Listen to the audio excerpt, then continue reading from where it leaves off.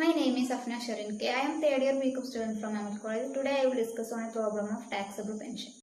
Mr. X retires from service on 13th November 2023 and he is in receipt of rupees 9,000 per month as pension up to 31st January 2024 payable on the last day of each month.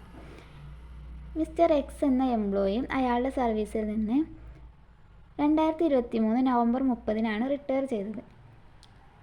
അയാൾ 2024 ജനുവരി 31 വരെ 9,000 per month വെച്ചിട്ട് pension വാങ്ങിയിട്ടുണ്ടായിരുന്നു.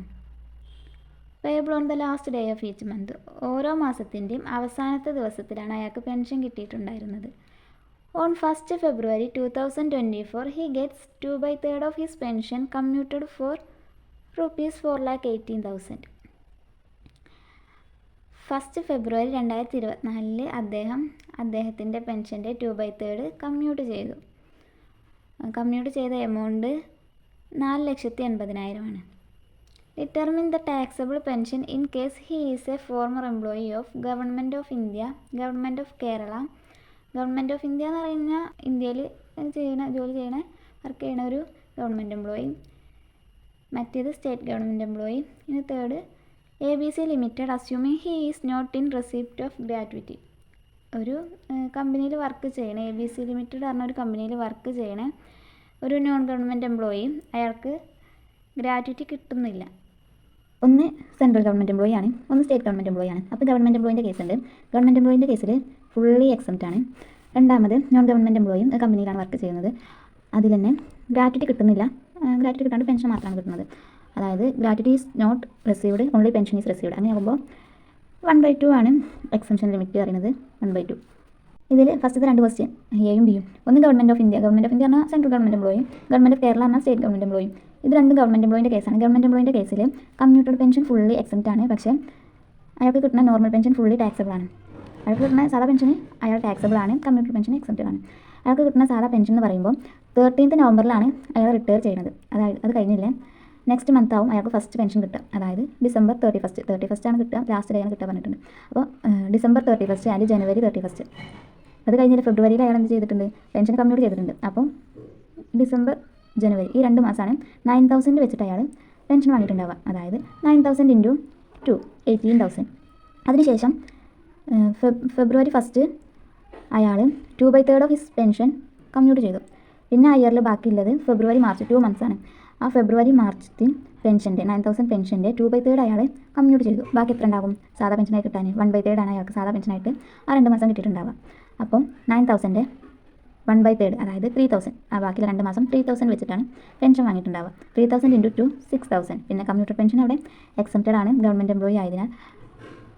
അപ്പോൾ total taxable pension പറയുന്നത് 18,000 + 6,000 24,000.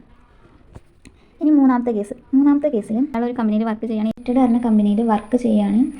അയാൾ pension വാങ്ങുന്നുണ്ട്, കൂടെ gratuity കിട്ടുന്നില്ല. ഇത് നമ്മൾ ഗവൺമെൻറ് എംപ്ലോയിൻ്റെ കണ്ട പോലെ തന്നെ ഫസ്റ്റ് നോർമൽ പെൻഷൻ കാണണം. 9,000 വെച്ച് 2 മാസം 18,000, 3,000 വെച്ച് 2 മാസം 6,000. ഇതെങ്ങനെയാണെന്ന് അറിയാമല്ലോ, നേരത്തെ പറഞ്ഞതിന്. 9,000 വെച്ച് 2 മാസം എന്ന് പറയുമ്പം അയാൾക്ക് ഒരു മാസം കിട്ടുന്ന പെൻഷൻ അറിയണത് 9,000 ആണ്. അത് കമ്മ്യൂട്ട് ചെയ്യുന്നത് ഫെബ്രുവരിയിലാണ്.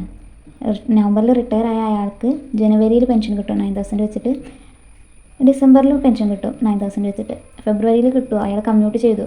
2/3 കമ്മ്യൂട്ട് ചെയ്തു, 1/3 ഉള്ളൂ ഫെബ്രുവരിയിൽ കിട്ടുക. അപ്പോൾ 9,000 വെച്ച് കിട്ടുന്ന 2 മാസം, പിന്നെ 1/3 ബാക്കി ഉണ്ടാവുക. 2/3 കമ്മ്യൂട്ട് ചെയ്തു, ബാക്കിയില്ലേ 9,000ൻ്റെ 1/3 അതായത് 3,000 വെച്ച് ആ ഇയറിൽ ബാക്കിയുള്ള 2 മാസം ഏതാണ്? ഫെബ്രുവരി മാർച്ചും. ഈ 2 മാസം 3,000 വെച്ച് അയാൾക്ക് പെൻഷൻ കിട്ടും. അതാണ് 6,000. ഇനി ഇതിൽ അഡീഷണൽ കാൽക്കുലേഷൻ വരുന്നത് കമ്മ്യൂട്ടഡ് പെൻഷൻ്റെയാണ്. കമ്മ്യൂട്ടഡ് പെൻഷൻ എങ്ങനെ കാണാമെന്ന് വെച്ചാൽ, ഈ കമ്മ്യൂട്ട് ചെയ്ത എമൗണ്ടിൽ ടോട്ടൽ കമ്മ്യൂട്ട് ചെയ്ത എമൗണ്ടിൽ നിന്ന് എക്സംപ്റ്റഡ് എമൗണ്ട് കുറക്കുക. ടോട്ടൽ കമ്മ്യൂട്ട് ചെയ്തതിൽ നിന്ന് എക്സംപ്റ്റ് ചെയ്ത എമൗണ്ട് കുറച്ച് കിട്ടണം. ബാക്കിയുള്ള എമൗണ്ടൊക്കെ നമ്മൾ എത്ര ടാക്സ് കൊടുക്കണം എന്നറിയാം. അപ്പോൾ ഫസ്റ്റ് അതിന് നോർമൽ പെൻഷൻ കാണണം. നോർമൽ പെൻഷൻ എങ്ങനെ കാണാമെന്ന് വെച്ചാൽ, എത്രയാണ് കമ്മ്യൂട്ട് ചെയ്തത് അതിൻ്റെ റിവേഴ്സ് എടുക്കണം. ഇവിടെ ടോട്ടൽ എമൗണ്ട് എന്ന് പറയുന്നത് കമ്മ്യൂട്ട് ചെയ്ത ടോട്ടൽ എമൗണ്ട് 4,80,000 അല്ലേ. 2/3 അല്ലേ കമ്മ്യൂട്ട് ചെയ്തത്. അപ്പോൾ 2/3 റിവേഴ്സ് എടുക്കുക, 3/2. അപ്പോൾ എത്ര കിട്ടും? 7,20,000. ഇനി എക്സംപ്റ്റഡ് എമൗണ്ട് കാണണം. എക്സംപ്റ്റഡ് എമൗണ്ട് എങ്ങനെ കാണാമെന്ന് വെച്ചാൽ, നോർമൽ പെൻഷൻ്റെ ഇവിടെ ഗ്രാറ്റുവിറ്റി കിട്ടാത്ത ആളായതുകൊണ്ട് അതിൻ്റെ ഹാഫ് എടുക്കണം. ഗ്രാറ്റുവിറ്റി കിട്ടുന്ന ആളാണെങ്കിൽ 1/3 ആയിട്ട് എടുക്കണ്ടേ. അപ്പോൾ ഗ്രാറ്റുവിറ്റി കിട്ടാത്ത ആളായതുകൊണ്ട് നോർമൽ പെൻഷൻ ഇവിടെ 7,20,000 ഹാഫ് എടുക്കുക, 3,60,000. ഇനി ടാക്സബിൾ എമൗണ്ട് കാണണം. ടാക്സബിൾ എമൗണ്ട് എങ്ങനെയാണെന്ന് വെച്ചാൽ, കമ്മ്യൂട്ട് ചെയ്ത എമൗണ്ട് എത്രയാണോ അതിൽ നിന്ന് എക്സംപ്റ്റഡ് എമൗണ്ട്, അതായത് ടാക്സ് കൊടുക്കേണ്ടാത്ത എമൗണ്ട് മൈനസ് ചെയ്യാം. അപ്പോൾ 1,20,000 കിട്ടും. ഈ 1,20,000 കൂടെ ഈ ഫസ്റ്റ് കണ്ടുവച്ചിട്ടുള്ള 18,000ക്കും 6,000ക്കും ആഡ് ആക്കാം. അപ്പോൾ നമുക്ക് എത്ര കിട്ടും? 1,44,000. ഈ 1,44,000 ആണ് ഈ മൂന്നാമത്തെ കേസിലെ അയാളുടെ ടാക്സബിൾ പെൻഷൻ.